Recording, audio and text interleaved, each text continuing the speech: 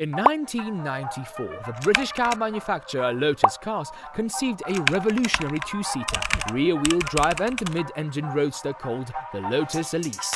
Armed with a fiberglass body shell above its extruded aluminum chassis, the Lotus Elise is capable of matching speeds up to 240 km per hour. The iconic name of Elise came from Elisa Artioli, the granddaughter of Romano Artioli, the chairman of Lotus and Bugatti at the time of the car's launching. The first series of Elises launched in 1996, weighed 725 kilograms, and because of this low weight, it had the ability to accelerate to 60 miles per hour in 5.8 seconds, despite having been plagued by a much lower power output of 118 horsepower, or 88 kilowatts per hour. Braking and fuel consumption were also greatly augmented by the car's reduced weight. It is considered as one of the finest lightweight sports cars and has a pricing ranging from $97,000 American dollars to $109,000 American dollars. The Lotus Elise of 2026. 30 years after the release of the first variety of the Lotus Elise, Lotus Cars have decided on the fourth installment of this iconic series of cars, which is estimated to have its command at least double the power of any previous models. One of the reasons behind this huge difference in power output is because of the company's radical shift from fuel-powered automobiles to electric-powered ones. The Lotus Emira, released in 2022, was labeled as the final fuel-driven design of the Lotus Cars.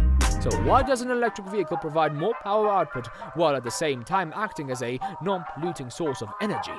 An electric vehicle is different from a fuel-ran vehicle in its operations, where it runs on an electric motor instead of an internal combustion engine that generates power by burning a mix of fuel and gases.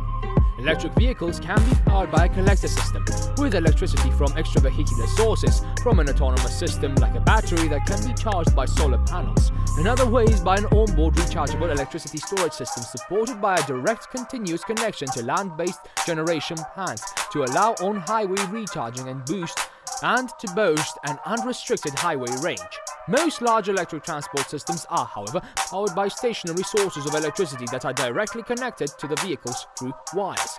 The advantages of such an engine include the use of regenerative braking, in which the motors are used both as brakes as well as generators that transform the motion of the vehicle into electrical power that is later used for powering the system. It is particularly advantageous in mountainous operations, as power produced by descending vehicles can be used to power those ascending. In several other improvised systems, rolling movement is completely taken out of the equation, thus decreasing the overall resistance manifold times and greatly augmenting the speed tolerance.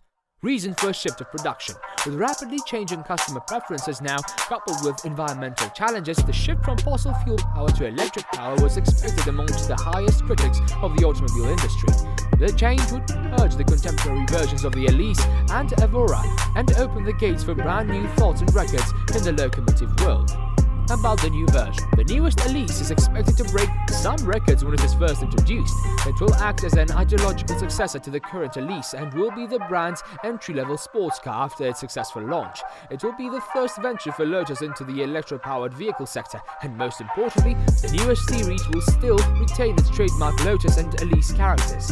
As per the Lotus managing director Matt Wendell, the new electric car, codenamed Type 135, will flaunt the modern esports architecture. Its power will be augmented by dual as well as single motor configurations, with the least powerful offering being a whopping 470 horsepower. When compared with the most contemporary Elise Sport 240 Final Edition that can offer up to a maximum of 240 horsepower from a 1.8-litre engine, it means that the Type 135 would be theoretically twice as powerful. It is expected to feature a single motor with an RWD configuration and an aluminum chassis, with better braking and suspension, thus holding true to the soul of the Elise. Another groundbreaking change in the 2026 version will be an advanced system of aerodynamics. Taking a cue from the compact dimensions of the electric powertrain, the developers at Lotus are collaborating to create a much better aerodynamics to help in the smooth turning of the vehicle, enabling it to glide over any obstacles. Thus, the 2026 version of the Lotus Elise is not only expected to be powerful, but also would be able to offer extremely impressive handling coupled with superior aerodynamics. The brand has also been aiming to keep the price of the vehicle economical by dipping into the part bin of other brands owned by the company Geely. While the exclusive import of spare parts can balloon the price of the vehicle if done under controlled conditions, it is expected that the price would remain low and the Elise's successor would turn out to be the affordable and fast electric sports car of vision.